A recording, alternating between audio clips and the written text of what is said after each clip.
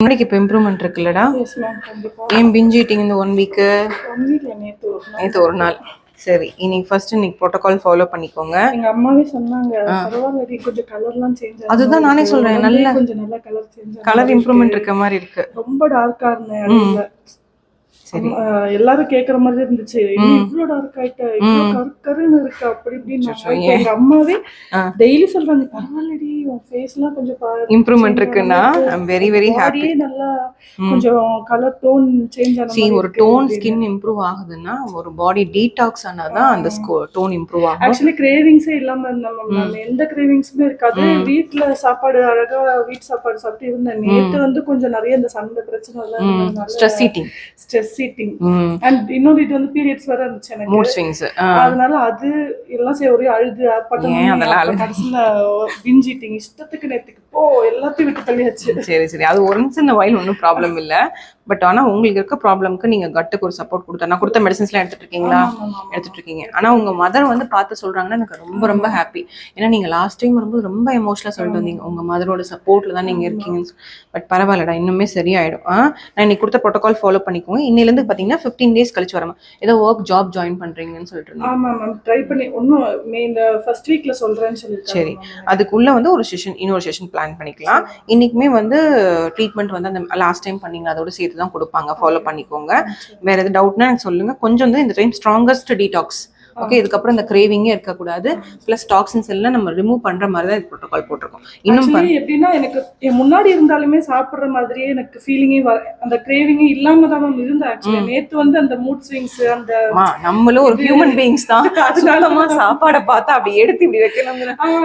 அதான் சாப்பிடணும்னு சாப்பிட்டேன் ஆக்சுவலி நேத்து கூட.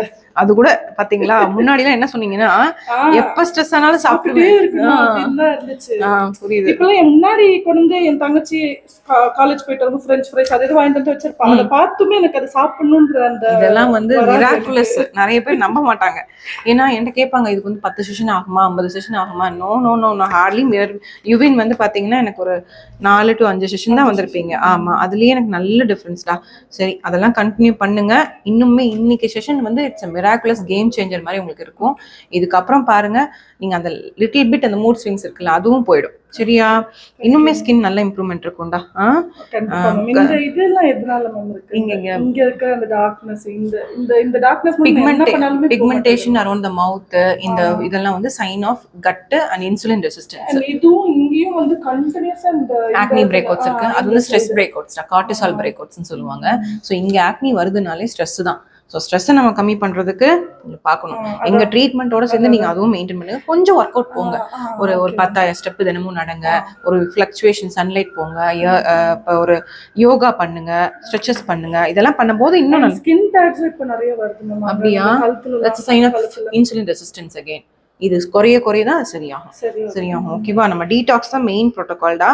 இப்போ முன்னாடி விட இன்னொன்று சொல்லியிருந்தீங்க, அந்த பேட்ச் கருப்பா இருக்கு அந்த பாடியில த்ரோ அவுட் அது இந்த கொஞ்சம் கம்மியா இருக்காது இப்போ?